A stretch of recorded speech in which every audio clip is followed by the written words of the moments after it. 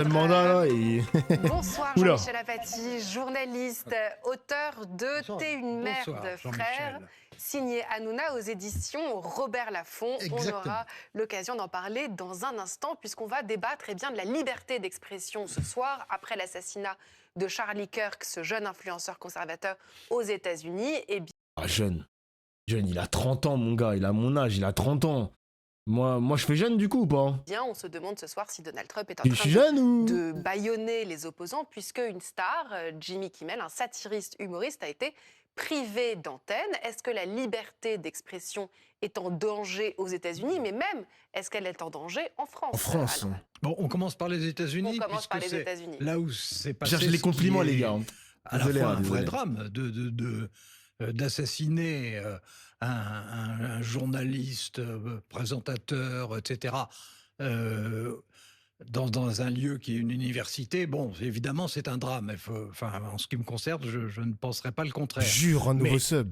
ce qui Oh est yo Kendrick mon malheureusement, gars, tu dates wesh. spectaculaire et même théâtral aux États-Unis, c'est que Donald Trump est en train de s'attaquer à la liberté d'expression comme aucun de ses prédécesseurs depuis que les États-Unis arrivent. Vous savez que ça va jusqu'à envisager de changer la Constitution pour limiter la liberté d'expression. D'ailleurs les gars, parenthèse, vous connaissez South Park, le dessin animé South Park? Ils ont... Alors ce n'est pas les créateurs de South Park qui ont pris la décision, mais la chaîne qui diffuse South Park ont retiré... Ils ont retiré un épisode qui concernait Charlie Kirk. Wesh. On est dans quel monde, frère? C'est quoi ça? Donc je pense que vous savez, ce qu'il est en train de faire... Drôle de pays, les Non États-Unis seulement quand même, hein. il injurie sans arrêt les journalistes. Mm.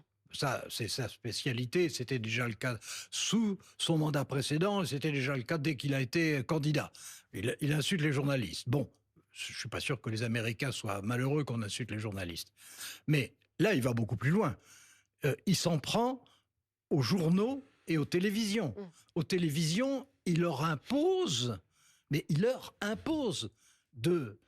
d'émettre de leurs fonctions les présentateurs qui ne lui plaisent pas parce qu'il les critique, et de payer pour qu'il continue à accepter qu'ils existent et que son camp s'y rende dans les studios, des sommes absolument gigantesques. Non, mais il s'agit de milliards de dollars. C'est hallucinant. 15 milliards au New York Times. Ouais. Alors, Mais- là, je parlais des télévisions. Et j'en Oui, termine. non, bien sûr, oui, les et j'en médias en termine, général, quoi, oui, mais bien sûr. mais Ouais. maintenant, il a commencé par les télévisions. Maintenant, il fait la même chose Avec la presse écrite. la presse Avec la écrite. presse. Son idée, c'est quiconque me critique doit être puni.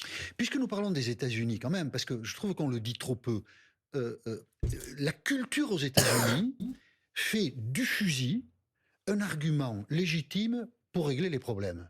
Donc ces drames qui se produisent sont d'abord intimement liés à la culture américaine, que là-dessus, hélas pour eux, ils n'interrogent pas assez. C'est-à-dire le droit d'avoir des armes. Il faudra bien un jour, oui, mais donc on enseigne aux jeunes enfants, aux jeunes filles, aux jeunes garçons, que le fusil peut régler les problèmes. Oui, Voilà. le droit Et d'avoir donc, des armes. S'ils ne réfléchissent pas, eux, à ça, ils auront d'autres problèmes.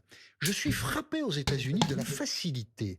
C'est une terre que nous avons toujours regardée, nous, comme la terre des libertés, de la facilité avec laquelle la population américaine accepte ce que fait Donald Trump, accepte ce que leur impose Donald Trump.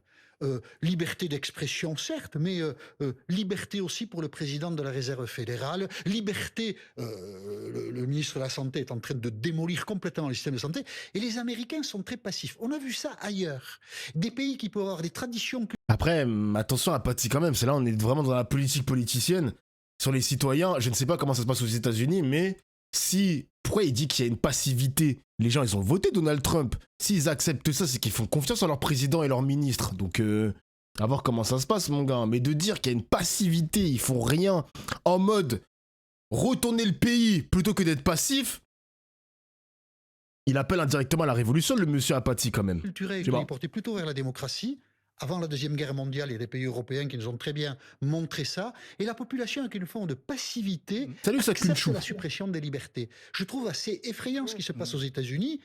Et est-ce que nous pouvons vivre cela en France? Évidemment. Et si vous voulez, si je peux garder la parole, nous l'avons déjà vécu. Mais nous n'en avons pas conscience. En janvier 2015, quand se produit l'attentat ignoble de Charlie Hebdo, le consensus général est que on peut bien ne pas aimer une blague, mais Attends, j'ai vu une statistique où 62% des demandes de censure sur X proviennent de la France pour 90% de contenu légal, donc on n'est vraiment pas un exemple. Ah par contre les gars, en France, bon, on a des exemples en France les gars. Hein. Nouvelle-Calédonie, ça a suspendu TikTok. En France, quand il y avait les émeutes, ça avait restreint Snapchat et il y avait des contenus supprimés sur Twitter. Les gars, franchement, on n'est pas un exemple aussi, les gars. Je suis bien d'accord, les gars. Hein. Je suis bien d'accord. l'humour, quel qu'il soit, Guillaume Meurice, pareil, il s'est fait ne doit suspendre. pas être On n'est vraiment pas un exemple de au pays des nom de la libertés d'expression. En octobre 2023, donc 8 ans après, un humoriste à France Inter fait une blague sur Benyamin Oh, Netanyahou. Bah écoutez. Chassé de France Inter. Écoutez. Et même des humoristes Alors. à ce moment-là, je pense à Sophia Aram, ont fait en sorte que Guillaume Meurice quitte France Inter. Donc vous voyez que la liberté d'expression, elle est sensible à l'air du temps. Il y a des moments... N'empêche, Guillaume Meurice qui a vanné Netanyahou, quand on sait que 1 an et demi plus tard, l'ONU reconnaît que Israël est en train de commettre un génocide. Mec, désolé, c'est une dinguerie quand même. Hein. C'est comme si tu vannais Hitler et tu sautes de la télévision alors que Hitler est vraiment un fils de pute pour le coup. Donc vraiment, Sophia Aram, hein, bref, FIFA Speak aussi. Hein. Jure, un nouveau sub. Merci le Mux pour le sub. Dommage et intérêt pour Meurice. Je sais pas, je crois qu'il est en procès. Hein. Je sais pas s'il y a un procès ou je ne sais pas si le litige il a été résolu par la chaîne qui l'a viré parce qu'il a sauté littéralement. Je sais pas s'il y a eu des dédommagements, mais je sais pas s'il les a déjà reçus en tout cas. Mais ouais, il le mérite en tout cas. Il le mérite. Guillaume Meurice mérite. Ah, il est en procès avec la directrice. Ok. Où on accepte des choses et des moments où on les refuse. En Amérique, comme en France. Alors, il faut quand même rappeler que c'était juste après le 7 octobre, la blague. Et donc, ça veut effectivement, dire qui a fait que- polémique. Et donc- Je le ce rappelle que nous juste, pardon, disions, Alain. Ce que si nous vous disions- relancez Jean-Michel, Non, je relance le pas connais du tout. depuis Ce des que nous années, disions de l'humour. ça Alors, sera Non, fini jusqu'au bout. excusez-moi, je voudrais juste préciser. Ce que nous disions de l'humour en janvier 2015 n'avait plus cours en octobre 2023. Réfléchissons à tout cela. Bon, alors d'abord réfléchissons, on est un certain nombre à réfléchir quand même. Bien sûr. Bon, Réfléchissons tous les deux, déjà. Et à s'exprimer. Bien sûr. Attends, il a souligné un vrai truc en fait. C'était quoi la couverture du Charlie Hebdo en janvier 2015? Attends, attentat Charlie Hebdo. C'était quand? C'était en 2015. C'était quoi la couverture ensuite? Attends, je vais essayer de trouver ça. Bon, d'autre part, qui est en ce moment dans l'ensemble du monde occidental, c'est-à-dire du monde dans lequel les libertés étaient organisées, à commencer par la liberté d'expression, mais les libertés, qui est en ce moment non seulement une tentation, mais ce qui est encore pire, une pente autoritaire.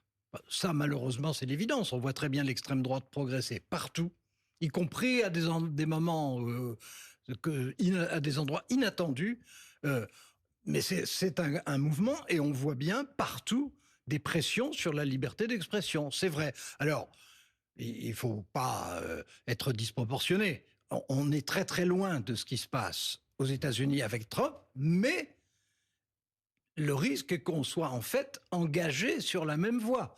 Et ça, on ne peut pas l'exclure dans la mesure où, je répète, il y a une tentation autoritaire. La une, c'était ça. La une, c'était ça à l'époque. Monte pas en stream si jamais. Pourquoi? Pourquoi j'ai pas le droit de montrer ça en stream? Le tout est pardonné, je suis Charlie. Moi, je suis désolé, les amis. Hein. Tu fais ça à une semaine après les attentats. En France, t'as Guillaume Meurice qui fait une blague. En plus, ils sont en train de... Je crois qu'ils ont menti à la télé. Hein, parce qu'il me semble que Guillaume Meurice n'a pas fait sa blague le lendemain des attentats. Le 7 octobre. Je crois pas qu'il l'a fait le 8. Je ne crois pas. Hein. À vérifier les sources, les amis. Je crois pas que Guillaume Meurice l'a fait le lendemain. Donc là, BFM TV, je crois qu'ils ont fait une petite coquille, là. Donc franchement, le mec, il a sauté pour Netanyahou, frère. Il a sauté pour Netanyahou, gros. C'est pas une dinguerie comment on est à 4 pattes sur le sionisme. Pitié, genre. Pitié, le chat. Mais rendez-vous compte, genre, dans quel pays on vit, mon gars. Comment on donne son cul pour les sionistes. Genre, c'est n'importe quoi. En Europe, chez les Européens, il y a c'est n'importe effectivement quoi. des attaques et des polémiques sans arrêt, autour de la liberté d'expression qui étaient inimaginables avant. incontestablement la liberté. D'ailleurs, je vais prendre un petit exemple. Je ne vais pas être aussi long que Jean-Michel, mais je vais prendre un petit exemple. Ah, vous n'êtes pas court, vous n'êtes jamais bref, Alain. Hein. Moi non plus, mais vous non plus. Hein. Disons que je suis concis et que vous ne l'êtes pas. Ah, très bien, d'accord. Non, mais ce qui est Oula, extrêmement frappant, wesh, yo. c'est dans l'emploi. C'était le des 29 mots. octobre. Ok, merci, Là, Farid. ce ne sont pas, Ok. ce sont pas des entreprises, ce ne sont pas des nababs, ce ne sont pas des élus d'extrême droite, mais ce sont tous les Français. Tous les Français. Eh ben, il y a des mots qui sont maintenant des mots interdits. Et des vous mots pensez, hein qu'on ne doit pas. Mais un tas de mots considérés comme injurieux ou considérés comme inopportuns ou inadaptés.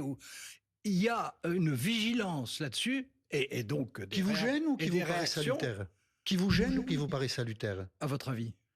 Elle vous paraît salutaire. Ben, C'est votre côté woke. Pas du tout.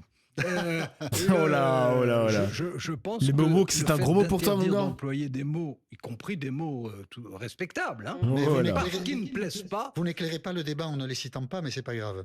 Je vois peut-être ce que vous voulez dire, mais... Non, parce que non, ça n'est bien sûr qu'il y a des journaux, il y a des hommes politiques, il y a des mouvements, etc. qui portent ça plus que d'autres. C'est pas ça la question. Enfin, c'est pas ça dont je vous parlais.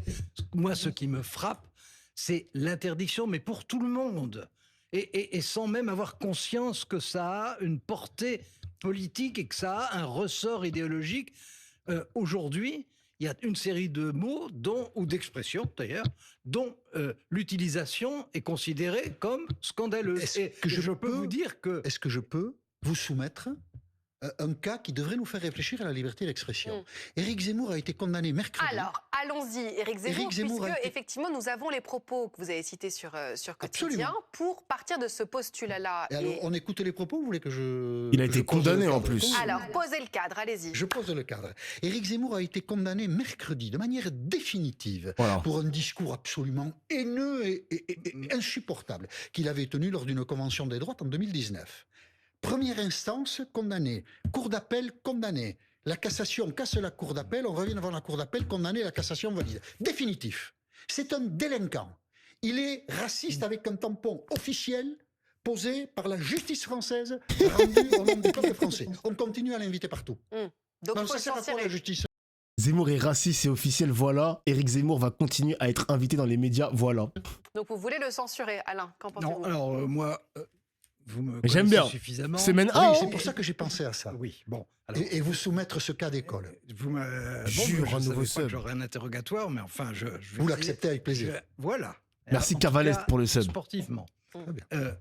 Que Éric Zemmour tienne des propos non pas blâmables, mais quelquefois scandaleux, qu'il ait été, parce que vous parlez d'un cas là où il vient d'être condamné, mais ce n'est pas la première fois qu'il est Absolument. condamné. Donc, qu'il soit multirécidiviste, c'est la réalité. Est-ce que pour autant, il faut évidemment pas en faire ni un martyr, ni du coup un invité formidable parce qu'il provoque toujours quelque chose. Mais je ne suis pas partisan de lui interdire les invitations. On le fait pour d'autres. Vous pensez à qui? Dieudonné et Soral, J'ai donné, qui hein. tiennent des propos antisémites, ont Oui. été condamnés par la justice. Mais j'avoue, mais c'est là où les gars, il y a un problème en France. Ils soulignent un vrai truc. Parce que là, Dieudonné et Alain Soral, là, on part sur de l'antisémitisme. On peut partir là-dessus. On part là-dessus, ça a été condamné par la justice, etc. Peu importe. Mais Zemmour, quand il parle des Arabes, des musulmans, il a été condamné pour ça, coupable de racisme, définitif. Quand c'est le racisme envers les rebeux, tu peux encore être invité à la télé. Quand c'est de l'antisémitisme, là, t'es totalement banni de la télé. Est-ce que vous voyez, les gars? Bah, tu as ta réponse, Dofla. Bah, vous voyez, les gars, comment c'est n'importe quoi. On vit dans quelques pays. On vit dans quel pays, pardon? Est-ce que vous voyez? Est-ce que vous vous rendez compte, les gars? Erreur 404. Moi, ça me rend dingue. On vit dans un pays de dingue. Après, c'est là où le capitalisme, c'est un monde de fils de pute. Pourquoi? Vous savez très bien, les gars, le chat, vous avez la réponse. Je vais même pas la fournir, la réponse. Hein. Je vais vous laisser écrire la réponse. Mesdames et messieurs, pourquoi Éric Zemmour est invité à la télé? C'est en lien avec le capitalisme. Pourquoi? Vous avez la réponse. Voilà. Quelqu'un l'a dit. Voilà, quelqu'un l'a dit. L'audience. L'audience qui ramène de l'argent à la télévision, de la publicité, etc. Voilà, il fait de l'audience. Donc on s'en bat les couilles de l'étiquette raciste. condamné par la justice française. Le mec ramène de l'oseille à la chaîne à chaque fois qu'il est invité. On s'en bat les couilles du reste. Voilà, ça donne ça, les gars. Ça donne l'hypocrisie. Ça donne l'hypocrisie, les gars. On vit dans un drôle de pays, mesdames et messieurs. Et le pire, c'est que Zemmour, il mérite de ne pas être invité à la télé. Parce que quel message la chaîne va envoyer aux Français quand tu invites un raciste condamné par la France, condamné par la justice française, pardon. Quel message tu envoies? Si tu le bannis, les gens vont crier à la censure, ah, vous n'avez pas le droit de faire ça, le mec représente 7%, etc. Mais donc, ça veut dire quoi? C'est-à-dire que les citoyens français oublient que ce mec est raciste, condamné, définitivement. Il est raciste, mais continuez de l'inviter. Il est raciste, continuez de l'inviter. C'est un truc de fou. Vraiment, c'est un truc de fou, les mecs. C'est un truc de fou. C'est un truc de fou. C'est pas l'audience, tu mets Soral et Dieudonné à la télé en débat contre des mecs, ils feront de l'audience aussi. Mais après, les gars, ils vont faire aussi de l'audience, pas de problème. Mais là, je vous parle pas de mecs qui sont définitivement boycottés. Évidemment que tu invites un Dieudonné et un Soral, il y aura forcément de l'audience. En plus, imaginez un multiverse où tu as un Soral versus Apathy ou un Soral versus Zemmour ou peu importe. En gros, l'étiquette de Soral éditorialiste. Parce que je pense que le mec, il a l'étiquette d'éditorialiste. Imaginez l'ajout verbale avec un Soral versus Sarah Knafo, Soral dans les grandes gueules, Soral sur BFM TV, etc., etc. C'est John Cena. Voilà, je vous dis, les gars, c'est John Cena, littéralement. Évidemment, évidemment. Mais là, comme là, on est sur de l'antisémitisme, les gars, c'est un persona non grata. Hein. C'est littéralement persona non grata, frère. Mais bon, quand c'est Zemmour, c'est tranquille. Hein. Et nous ne sommes plus du tout invités dans les ouais, c'est vraiment tranquille. Bonne chose. Non, mais attendez, Jean-Michel, d'un mot. Mais d'un mot. Deux poids, deux mesures. Non, il y en a un qui est célèbre et les autres qui sont quelquefois connus. Mais lui, si Éric Zemmour pose un problème, c'est parce qu'il est très connu. Il est aussi connu que vous. Alors la notoriété protège. D'abord, c'est une réalité. La notoriété peut protéger. Non, mais je ne dis pas c'est bien qu'elle protège. Je vous dis dans la réalité, elle peut protéger.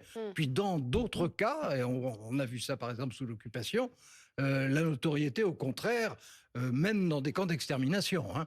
Donc la notoriété, ça peut être un bouclier, mais ça peut être aussi une cible. Bon, lui, je suis évidemment pas en train de vous dire, du moment qu'il crée des scandales et que ça fait énormément de bruit, donc, profitons-en et invitons-le le plus possible. Je vous dis pas ça du tout. C'est ce qui se fait, mais c'est pas grave. Non, enfin, vous me demandez mon avis.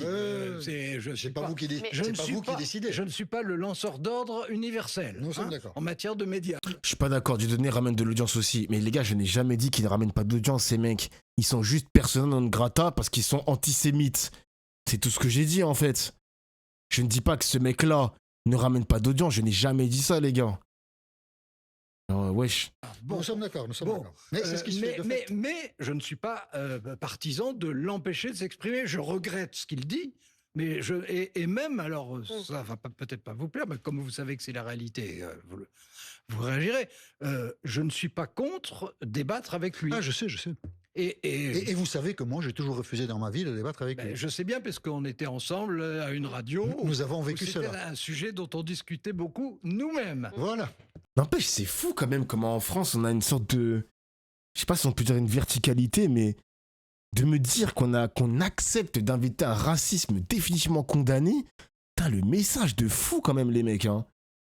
Il n'y a plus de morale, en fait. L'argent passe avant la morale. Il y a une sorte de complaisance. Ouais, c'est ça, mon gars. C'est ça. Hein.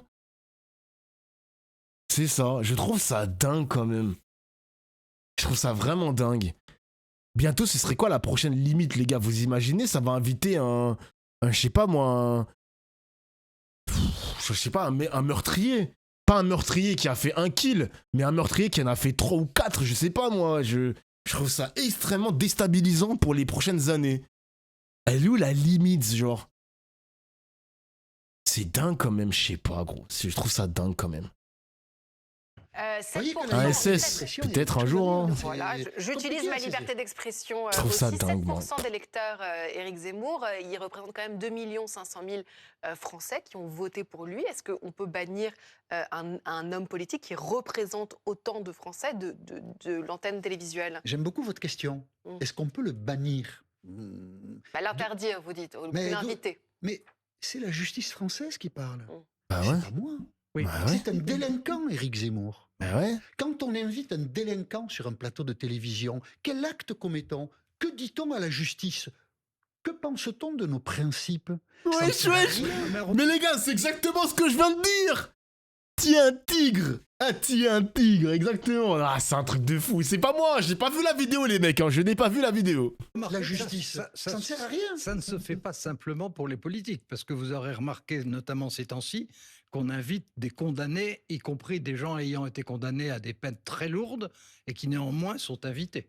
Oui, voilà, c'est ce que je disais, les mecs. Les meurtriers sont quand même invités à la télévision à parler, etc. Je pense à comment ça s'appelle, le mec qui avait tué sa femme, un chanteur connu, les mecs, qui a tué sa femme. Je pense que vous l'avez, les mecs, il a été libéré de prison et tout, il a fait des médias et tout, il a été boycotté. Quentin, merci les gars, merci. Bertrand Quentin. Bon, pour un kill, ok, mais la prochaine limite, ça va être quoi, les mecs? Ça va inviter un mec qui a fait 5 meurtres, qui a fait 10 homicides, un serial killer, genre. Vous imaginez, les gars, le message que ça envoie? Putain, c'est un truc de fou, hein. Enfin, bref. Pas trop là comme ça à qui vous pensez, mais vous avez raison. Oui, faut que je réfléchisse, mais je trouve que nous Oula, avons mauvais des tweet poids de affiché mesure, sur et nous CNews, avons là. des Enfin, principes, BFM. nous ne les respectons pas. Au nom de la liberté d'expression, on s'autorise des choses sur lesquelles on ne réfléchit pas. Voilà. Quand on a ce type de débat, nous sommes dans une période un peu de désordre où il y a les pensées et les propos des uns et des autres qui peuvent être considérés comme des ferments d'une guerre civile potentielle, Ouais, c'est vrai. possible. Oui. Et ouais, Avec c'est vrai. peut-être Julie le montre Mais- très bien. mais- Voilà, il faut réfléchir à tout ça. non, ça qu'il faille réfléchir et qu'il faille s'inquiéter aussi. Ouais, je crois. Nous sommes d'accord là-dessus. Mais en un mot, il faut évidemment s'en prendre à ce qui est outrancier, interdit, condamnable, extrême, etc. Mais il ne faut pas interdire l'expression. Il faut essayer, en revanche, de la proportionner à ce que représentent ceux qui l'expriment. Au point que, par exemple... Mais du coup, à quel moment... Bah mais voilà, c'est ce que je disais, les mecs, hein. Proportionné ou je ne sais pas quoi, ça veut dire que les seules personnes qui sont indésirables à la télévision, c'est les personnes qui ont été condamnées pour antisémitisme, propos antisémites. C'est les seules personnes qui n'ont pas le droit de venir à la télévision. Putain, c'est dingue quand même, hein. C'est dingue, hein. L'antisémitisme, c'est le truc à ne pas toucher si tu veux exister dans les médias. Waouh. Delphine Ernotte, cette semaine dans le journal Le Monde, Bon. parlait d'une chaîne d'information comme un média d'opinion qu'ils assument d'être une chaîne d'extrême droite. Est-ce que Delphine Ernotte était dans son bon rôle, Alain, d'avoir prononcé cette phrase? Et qu'est-ce que vous pensez effectivement de ces médias d'opinion? Ça va être l'occasion de parler du livre que vous signez autour de Cyril Hanouna. J'en parlerai. Et j'irai même plus loin, l'islamophobie est un gage de promotion à la télévision. Ça, par contre, je suis bien d'accord, hein. Dès que t'es islamophobe, CNews, ça te déroule pardon, le tapis rouge. Hein. On a vu Karim Zeribi. D'ailleurs, Karim Zeribi, les mecs, je sais pas si vous êtes au courant, mais il a été remercié par CNews. On ne le verra plus à Punchline. Donc ça, c'est l'émission de Laurence Ferrari. Il n'est pas assez islamophobe. Voilà. Il n'est pas assez islamophobe, monsieur Karim Zeribi. Donc du coup, il a été remercié par CNews. Et c'est ce que je vous disais, les mecs. Hein. CNews nous fait croire que c'est la chaîne de la liberté d'expression. Tu as Karim Zeribi qui apporte de la nuance sur les plateaux télé. Mais bon, visiblement, la nuance, ils aiment pas trop. Hein. C'est lui qui a arrêté? C'est faux. Attends, quoi? C'est lui qui a décidé d'arrêter, les mecs? Il a pas été viré? Vous êtes sûr? Comme ça, c'est faux. Attends. Ah ouais? Ah bah, fake news de ma part, je m'en excuse. Attendez, Twitter? Vous êtes sur le chat, c'est lui qui a décidé d'arrêter. Je sais qu'il avait posté un message. Vous avez peut-être raison alors, ok. Ah, je retrouve pas son tweet. Bon, c'est pas grave, je retrouve pas son... Je crois qu'il avait posté un truc et... Ok. Interruption fact-check, Dofla plus sérieux que la télé. Non, mais j'aime pas partager des fake news, les gars. Le chat me dit que c'est lui qui est parti de lui-même. Bon, je vous crois alors, les gars, je vous crois. Je retrouve plus le tweet. 100% il en a fait un tweet, une vidéo, mais là, je le retrouve plus, là. J'ai l'impression qu'il a supprimé le tweet en question. Volontiers, parce que je... Attends, je vais scroller un peu. Je pense que ce qu'elle a fait est assez inhabituel. Hein, la présidente de France Télévisions qui réplique, parce qu'il faut quand même partir du principe que c'est une réplique. Elle réplique parce que France Télévisions a été une cible. France Télévisions a été une cible, elle réplique. Est-ce qu'elle emploie les bons arguments pour répliquer? Est-ce qu'elle doit répliquer comme elle l'a fait? Ça peut se discuter. Je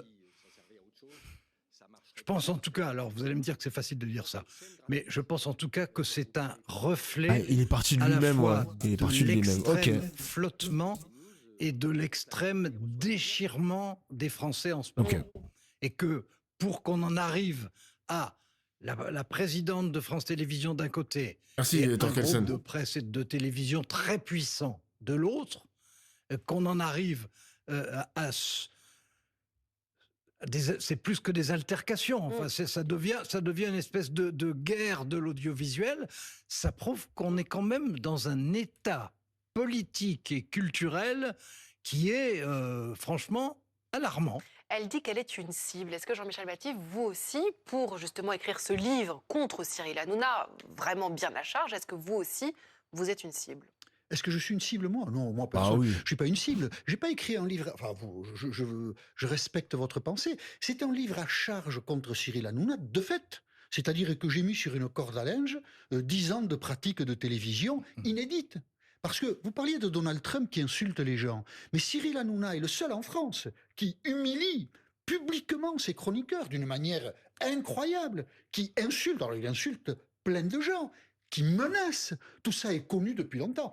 Si vous voulez des scoops, n'achetez pas mon livre. J'ai mis sur la corde à linge des choses que tout le monde sait. Mais j'ai essayé d'abord de me demander... Non, moi, il y a beaucoup de choses que je ne savais pas. Alors, c'est très gentil, Alain. Oh, alors Jamel, t'as 94 ans. Mon gars, t'es dans la télé depuis 94 ans aussi. T'es bébé, t'es dans la télévision. Tu vas me faire croire que t'étais pas au courant que Cyril est un humiliateur. Arrête, papy. Arrête, papy. Mais vous me demandez pourquoi nous... Je connaissais même pas TPMP avant de le faire en stream.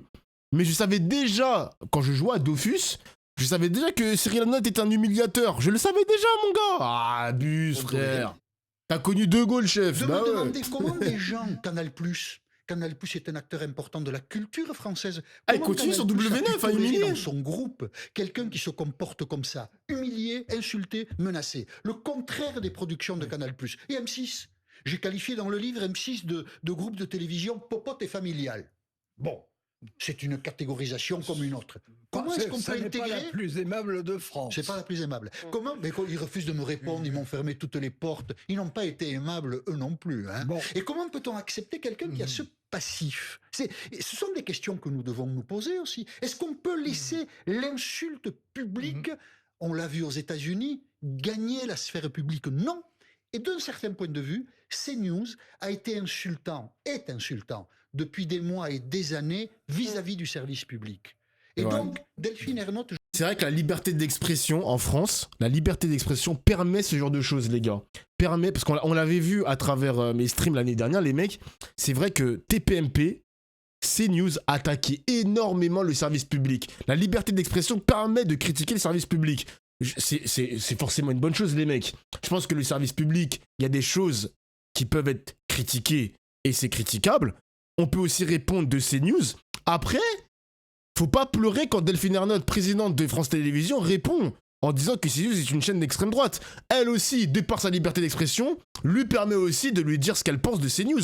Après, je ne sais pas comment fonctionne le droit de réserve, parce qu'évidemment, ces mecs-là ont signé dans leur contrat une sorte de droit de réserve où ils ne peuvent pas tout dire, où ils peuvent pas dire tout ce qu'ils pensent. Mais la liberté d'expression nous permet ça aussi, les mecs. Bon, après, il y avait un peu d'harcèlement quand même. Il y avait un peu d'acharnement. C'est vrai que tous les jours, sur le plateau de Pascal Praud, ça parlait du service public. Tous les jours. Donc, elle est là, la frontière.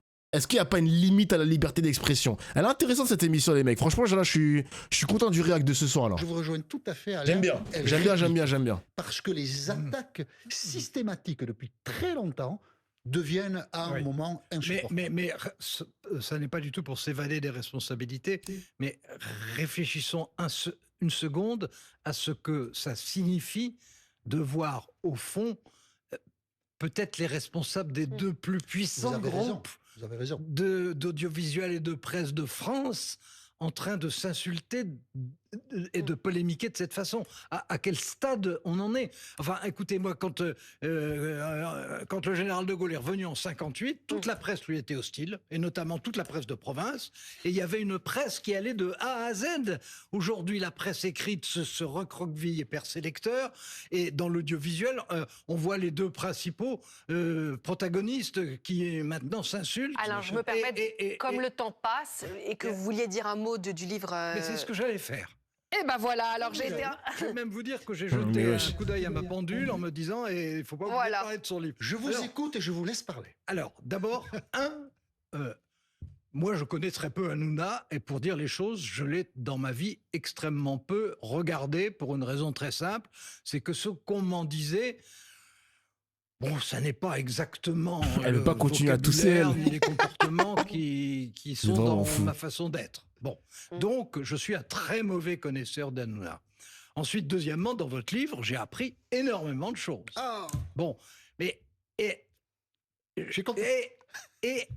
non, et ma femme aussi, si ça peut vous faire plaisir. Ça en fait deux. Mais surtout, faut partir.